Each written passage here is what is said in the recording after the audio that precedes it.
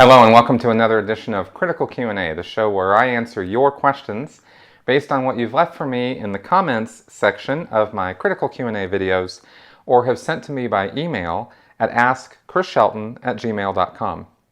There's certainly exciting and wonderful things happening all around right now in the world of Scientology. And by that I mean bad things for Scientology, good things for the rest of us. There were some recent articles put up on Tony Ortega's blog, actually, that indicated some amazingly good news about from a recent ex-member, ex-Sea Org member who was at a very high level and who indicated that the membership levels and whatnot in the church are actually confirmed as, or more information indicating that they're actually a lot less than what we've been conservatively estimating. I have purposefully estimated over rather than under because I think that that's a better thing to do when you're not sure about what's going on. And I've put information out that was to the best of my ability and knowledge of the membership numbers and things like that. But apparently it's looking like it's better news than we thought as far as the dwindling membership of Scientology. And of course they only have themselves to blame when it comes to that. Scientology is, as a business, as a service organization, they do a horrible job. Their customer satisfaction rating is very low, and getting new members in has seems to be an activity that they've relegated to the past. In other words, they're not very interested in getting new people in these days, which is very hard to understand and very hard to get your wits around, but it happens to be the case. And they treat their current members, so in such an abusive fashion that they don't stay, or they don't want to stay, and they're leaving in more numbers than like I said, we had earlier suspected. So this is very, very, very good news. And so I am throwing that out there. I've also got some very interesting videos coming up in the next week or so. We'll be finishing off Shane Waitman's interview in the next 2 weeks. We've got 2 more installments on that. And we'll be hearing some more from some other people in the Scientology world that I think, or in the cult world, that I think will be kind of interesting for you guys. So watch out for those starting this week. So let's get on with your questions. Jonathan Mark, what is the difference between a case supervisor and a cramming officer? They both decide how a person will go up the bridge. Actually, they don't. And so I talked in my last episode about what a case supervisor is and how he was the person who actually, or she, is the person who determines when a person is done in Scientology with a particular auditing step or action and lets the person move on to the next grade or level in Scientology. That's a case supervisor's job, and I went over that in detail. A cramming officer is a whole different thing.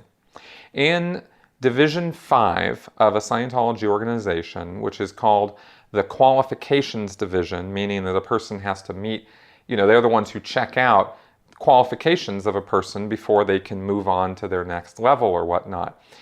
And it's sort of, the Qualifications Division is also the corrective division of an organization. It's the part where if another part of the organization is not functioning properly or is not doing its job, that staff member who's failing or not doing his job right or erroring or whatever will go to qualifications, will go to qual, and he'll see a cramming officer. And qual has the job of correcting errors or outnesses in the rest of the organization. So a cramming officer is the one who actually does that. There's a section in qual called cramming, or the cramming section. And like, let's say that, an auditor, a Scientology counselor, is doing his job, but he flubs, he messes up, he screws up in more than just a routine way. Although actually it's pretty much used for any sort of flubs. That auditor would then stop auditing and would go to qual, go to cramming.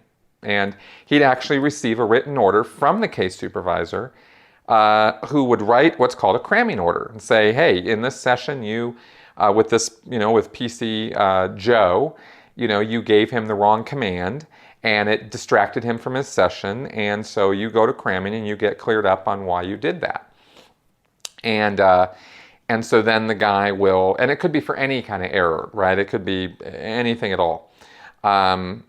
Goes to cramming, and he sees the cramming officer. The cramming officer sits the auditor down, puts him on a meter, asks him, about what was it that he messed up on, goes over the cramming order, and then gets any correction done on the person, usually by having the auditor reread and find what words he didn't understand in the materials that cover how to do what it was that he screwed up on, right? And in theory, this is a relatively good idea, when you have, it's a self-correcting organization in the sense that, if you have people in an organization who are not doing their job properly, qual is not them being in trouble. They're not in ethics trouble. They're not in, deep water when they go to cramming. They're supposed to go to cramming on a routine basis to get corrected and get better at their job. That's the theory of it, at least. And if it's done properly, then that's how it works out. It can be done, wrong, where the person didn't make a mistake or didn't screw up, or it can be used to punish somebody. But in theory, that's not what it's for. And cramming is usually not. I mean, I've heard of people abusing it and using it to beat people down and make them feel bad and feel wrong and all that. But that's not so much. Ethics is more in Scientology what's used for that. Cramming tends to be a good thing. And that's, so the cramming officer is the one who does that, who carries out that cramming. Anyone in Scientology can write a cramming order on anybody else. It's not an ethics report. It's not like a knowledge report, or it's not like you're in trouble if you get a cram, right, or a cramming order. So theoretically, any part of the organization can see an error or something, that somebody is doing their job wrong, and write a cramming order on them so that the guy goes to cramming and the cramming officer figures out what he did wrong, why he did it wrong, and corrects that or fixes that. So that doesn't really have anything directly to do with allowing a pre-clear in Scientology to go up the bridge, go up the various levels. Cramming's not who determines that. So I think that's the difference between the two. Will John Bay. There are aspects of Scientology I still find interesting as a student of religion and philosophy. I belong to several non-church affiliated Scientology groups, but I don't know. I'm beginning to wonder if any version of Scientology is safe, since it alters one's thinking by what seems extended hypnotic command. What do you think? I actually talk about this in my book, Scientology A to Xenu, how Dianetics and Scientology use hypnosis as part of the process or part of the procedure of Scientology. And I do think that is the case, and I don't think that Scientology counseling is overall a productive, helpful form of therapy. I think there are certain aspects of it that could be used in a helpful fashion. I think there's some parts of Scientology that are helpful to people.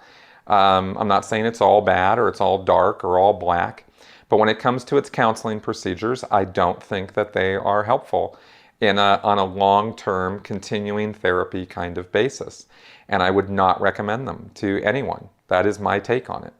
I don't think that, now I'm talking about the procedures now, I'm not talking about the belief system of Scientology. I've said before, and I'll continue to say, that I don't care what you choose to believe. Belief is only important as it manifests itself in action. And you can believe in blue Smurfs if you want. I don't care. But if you think that the Smurfs are telling you to murder your wife, well, then we got a problem, right? So in terms of the Scientology techniques now, Scientology methods and auditing, that's something you're doing. And I think it's a destructive doing this. I think it's doing something to a person that shouldn't be done to them, right? I don't think that sitting there for hours on end doing these repetitive processes on a person are helping them in any way. And I've been, subjected to those things for hours and hours and hours. I know exactly what I'm talking about. And I definitely believe that those things are inducing hypnotic states, which a person goes into, comes out of, and then they are indoctrinated to believe that by going into and out of these hypnotic states, that they've achieved some kind of therapeutic result. And I don't think that's right. I think that's a con job. I think that's wrong to do to somebody, and indoctrinate them to believe that you're helping them in some way. Even though I do think that the auditors and the pre-clears, the people who are, administering the auditing and the people who are receiving it, honestly believe that what they're doing is helpful. I mean, that's not part of what I'm talking about here. I'm not saying somebody's being dishonest in this equation, or that the auditor knows, that he's, hypnotizing his PC or something. I talk about this in my book. It's not a matter of the auditors trying to, evilly do something horrible to his pre-clears. But just because you think what you're doing is good doesn't make it good. Doesn't work that way, and there's countless examples in history of that, where people thought they were doing good to other people when in fact they were ruining their lives, or hurting them, or even killing them. So that's my take on auditing. So to you, the person who asked me this question, who is involved in, doing independent Scientology, I don't recommend independent Scientology. I don't think that's a good thing to be doing to yourself. And that's my take on it. Continuum ad infinitum continuum. You have mentioned your parents were in Scientology before you were. Did they, and/or how did they, introduce Scientology to you as a child? Did they tell you it was their religion? Did they say they were on a spiritual journey? Something else. What was your impression of Scientology before you ever joined as a teenager? Well, I got involved in Scientology officially, like actually getting on board and becoming part of it, when I was 15 years old. Prior to that, I'd been around Scientology since I was about 4 years old, when my parents first started doing it. My dad got started first, then he got my mom in, and then she and he both did courses and auditing. They did marriage counseling. They ended up getting back together and getting remarried. And I knew that young, as a young child, and I definitely thought that was a good thing. I loved my parents, and I liked seeing them together. So automatically, Scientology had made a favorable impression on me. But as a child, I did some courses. I did a communications course. I did these TRs and whatnot, but I had no idea what I was doing. They were just play, they were just things to do. I was exposed to Scientology teachings a little bit, in that my parents were both staff at the Pasadena Mission, which is a lower level from an organization, from an org, right? But it was a pretty big mission. There were a lot of people there and stuff. This was in the 70s, mid-70s, late 70s. And so I was hanging around there a lot, mostly playing with other kids, or just, doing whatever, being bored. And sometimes I'd go into the classroom and play with the clay, or, that sort of thing. And a couple of times, like there was a bully at school who was giving me a hard time. And one time I remember going to see the Scientology ethics officer, who told me a story about L. Ron Hubbard, beating up the neighborhood bullies, and how Hubbard had been victorious and had made the neighborhood safe for other kids, and I don't know if that's true or not. But it was a story. I was not a fighter as a kid. I was very violence adverse, very conflict averse back then. And so I was not into fighting or, duking it out with any bullies. So that advice kind of didn't really do much for me. But it was advice, That was about the extent of my exposure to Scientology, other than all of my family's, my parents' friends were all Scientologists. My parents obviously were Scientologists. So I was in this world of Scientology, and I also knew the terminology, like, your reactive mind. I'd heard the term reactive mind, right? Or your bank, right? And my mother, don't be banky, if I was acting up, it was my mind, right? My reactive mind. Don't, put your bank away, Chris, that sort of thing. And in fact, this is kind of funny. The only people, up until I was about 12 years old, the only people I ever heard use the word communication were Scientologists.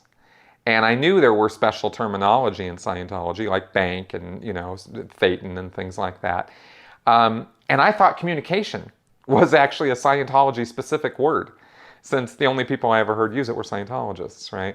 So it was a bit of a shock, when I was 12 years old. I was like, Mom, she said communication. And my mom's like, yeah. And I was like, I thought that was a Scientology word. She just laughed. When I got into high school, my first couple of years of high school, I started hearing bad things about Scientology or snide comments from other people, other students, other high school students. And I didn't really know what to think about that. I said in my book that I didn't really understand it, and I knew they didn't either, so it didn't really bug me that much. It created a little bit of an impression though, right? And I remember one time, I talked with my mom about the money that they spent on Scientology, and suddenly this was, sort of a thing, right? I was like, wow, you guys are really spending a lot of money on this. And my mom's like, yeah, well, okay. And she was really cool about it, actually. She didn't get in my face or anything. She just said, look, this is, your father and I do Scientology. It's something that helps us. It makes us feel better. It gives us, they didn't say spiritual awareness. They never used the word religion. That wasn't really part of it. That never came up. What she said was that it was something that she found very helpful to herself, and my dad did too. And so it was their money, and they were going to spend it how they wanted to. And she made the point that I never wanted for anything. I always had clothes and food and a nice place to live, and we did have a very nice house and whatnot at the time. So what was my problem? It was sort of like, why are you, making an issue out of this? How is this an issue for you, And she said, it's true that if we didn't spend that money on Scientology, we might spend it on other things. We might have more money to buy you a car or whatever, right? But, it's our money, so we're going to spend it the way we want. So that was kind of and I just sort of went, okay, well, I think, you guys use it as a crutch or something. And she goes, well, you're right. It is a crutch, but it's one we're willing to have. And I couldn't really argue with that, So that was about as far as that conversation went. And then when I was 15, I was kind of open to, okay, well, I don't know what it is really, and I'm not sure. My parents like it, so I was kind of more open to it than maybe I would have normally been. And then, as I've detailed before, I went in, did the personality test, and it was game over. So that was my childhood experience with Scientology, and that's how my parents sort of dealt with me on it, right? I've seen and heard horror stories about parents using Scientology, with their kids, on their kids, using it in a very abusive fashion. I didn't really experience much of that. I did have a couple instances of things that happened that my mom did that she now recoils in horror when I told her about it, because she'd forgotten about it. Like there was one time where my mom got a stick in her craw about me reading this chapter of this book, or reading this book, actually. I think it was a Hardy Boys book, some fiction book, some kid's book. And really making sure I didn't have any misunderstood words in it, and she was really going to make sure. And so like this entire day, it was just a hellacious day where I kept, she kept asking me definitions of words in this book. And I must have been like, I don't know, 9 or 10 years old, maybe 11. And it was just torture because I didn't know the definition. I didn't, flunk and go get a dictionary and look it up and then restudy it. And it was awful day. That was a horrible day. And she gave up. I was crying. I was very, very upset. And she quit doing that to me that day. And that was as far as that went, right? I didn't have a lot of, Scientology really shoved down my throat, except maybe in times of stress like that. I can count on one hand how many times something like that happened. But I know other families and other kids who grew up in Scientology who had much more abusive situations with the ethics conditions and having to write OWs and their overts and withholds, having to write up all their transgressions, their wrongdoings, and things like that. Parents who were pretty abusive with it. So I did not have that happen to me. I guess I had good parents and I dodged that bullet. So that's what I can say about all of that. VSGL. If personnel, Sea Org members, are so scarce, why does the Church of Scientology keep people in the RPF for such a long time? The RPF is Scientology's Rehabilitation Project Force, which is basically for the Sea Organization. This is only for the Sea Organization. The staff and the regular public do not do the RPF. This is a too common misconception with people who are only passingly familiar with Scientology. So I want to make it clear that, the RPF is Sea Org only. It is a reconditioning camp. It's to get a person who is basically what they say or describe as a person who has gone treasonous to the Sea Org, who has done horrible, awful things and must pay for them, right? Goes to the RPF. It's supposed to be a corrective action, but it is without question, one of the most gruesome forms of punishment Scientology has to offer. I've talked in a video about the Truth Rundown, which is a form of auditing and sec checking that's used. That's done on every person on the RPF. The whole point of the thing is to recondition you to take on responsibility for every bad thing that you've ever done, and it's all your fault, and it was only your fault, and it's only through your wrongdoings that you've ended up there in the first place, and you have to grovel and make good on all the bad things you did, right, in every aspect of your life, in order to cleanse yourself of those sins, really, and get yourself back into a rehabilitated state where you're fit to be a Sea Org member. That's how they talk about it. They don't say sins, but the whole rehabilitated part they do. So it's a long program, and it took me 3 years to get through, which I found out was totally average time. Right? While I was there, I saw how long it was taking people, was taking people to get through it, and it was about a 3-year program. Why do they keep people there for so long? Because they can, and because that's kind of how long it takes to break a person down mentally and spiritually, emotionally, whatever word you want to use for in here, to sort of get through to them how bad and horrible and evil and wrong they've been, and how they need to themselves take on the burden of guilt for all of that, and then make reparations for it, right? That's the whole mind thing that's going on the RPF. I'm gonna probably write a whole book about this, or at least put a lot of my experience with this into my next book, as well as talk about maybe some other human rights abuses that the Church of Scientology engages in, because this whole thing is just one big, huge human rights abuse. They deny you travel, freedom of movement, freedom of speech, freedom of thought. I mean, all of that goes by the wayside when you go to the RPF. And you are under 24/7 surveillance. You have to run everywhere. I mean, it's a very gruesome thing. So it's long because it has to be long to get through to the people who are on it, to break them down that way, and then build them back up and mold them in such a way that the Sea Organization is all and they are nothing, right? That Scientology is the only thing in the entire universe that's any good, and they are lucky to be part of it and to contribute their life and every part of their life to it. And that's what happens in that group, right? In the RPF and in the Sea Org. So that's about the most, brutally honest answer I can give you in a short format answer show like this. So that's, there you go. It's time for Flash Answers.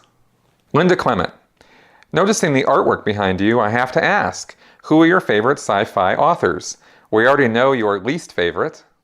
I like the classics, I like Arthur C. Clarke, I like Ray Bradbury, I like Isaac Asimov, You know, those old classic, you know, sci-fi stories are just wonderful to me.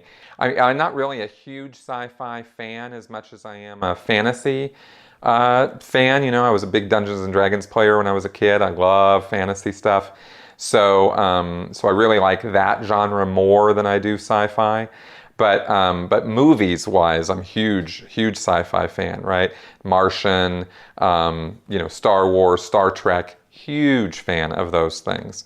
Don't read the books so much on those, you know. I mean, I read the Star Wars books, but not big on reading sci-fi as much as I am on watching it, you know. There's a TV show that was on sci-fi recently called The Expanse, which I thought was probably one of the best sci-fi shows I've ever seen. So that's kind of my sci-fi thing. Egg Chen 6 Demon Bag. What was one or a few of the things you wanted to do when you left Scientology that you could not do when you were in there? Or what did you find out about the real world that exploded your mind after you left?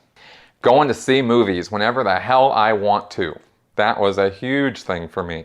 Love being able to do that now. I can go see a movie in the middle of the afternoon if I want to. Ha. No big, right? Also eating whatever I want to, whenever I want to. Huge. Love doing that, right? Because I'm a snacker, man. I love my snacks. And as far as anything in the real world that exploded my mind, I think it was really, you know, reevaluating my Scientology beliefs, you know, and finding out psychiatry wasn't all bad, you know, things like that kind of exploded my mind a bit. That there were, but I think that actually the biggest thing was finding out how cool most people are and how nice they are, really. You know, I mean, the world's full of, you know, there's definitely some bad people in the world, no question about it. But it was a real mind-blowing thing for me to really get how amazingly cool most people are. That was big. J. Maslewicz 1. On the ship, LRH surrounded himself with a cater of teenage girls who fed him, clothed him, bathed him, lit his cigarettes, carried his messages, and essentially did his bidding. Are there any reports or proof that there was sexual activity between LRH and this cater? Given his involvement with the sex magic movement, I wouldn't be surprised. Just typing this question made me feel gross. I need a hot shower. Actually, surprisingly, no. There were no stories I'm aware of or have ever seen or heard of LRH doing anything sexual to his messengers, to these little girls and boys who were running around the ship helping him out. And they went from, you know, little kids to teenagers in age, right? And no, there was never any hint I ever heard of that he in any way was sexually inappropriate with his messengers. David Jordan. Chris, I'm a big fan. My question is, has anyone joined Scientology to try to infiltrate deeper into the organization? I know that in the 70s, Scientology infiltrated the IRS as part of Operation Snow White, but has anyone ever done the same type of thing into Scientology, perhaps to get some tangible evidence that COB is really abusing people? There's one person I know who infiltrated the PAC base in Los Angeles with some recording equipment. She went in there, recorded some staff meetings and some goings-ons, and came out with some documents and whatnot. She got caught pretty quickly, and it was a very, very foolish thing to do. I do not support it in any way, didn't know it was happening when it did happen. And I just don't think that that's a sound strategy for any individual to get in there and do, right? Because in order to get anywhere close to David Miscavige, you're going to have to be in the Sea Org for, you know, at least a year or two. And then, you know, then what? I mean, there's just so many hoops you have to jump through, so many things you'd have to do, and give up your, you know, whole life, literally. Because the only way you're going to get access like that is by joining the Sea Organization, right? So why would anybody do something like that? That's just cray-cray, right? Just don't even think about it. And also not necessary. Scientology is imploding all on its own. Okay, and with that, we have reached the end of another episode of Critical Q&A. If you have any questions, feedback, or comments, go ahead and leave them in the comment section of these videos, and I will definitely see them and get to your questions as quickly as I can. Thank you very much for watching. See you next week.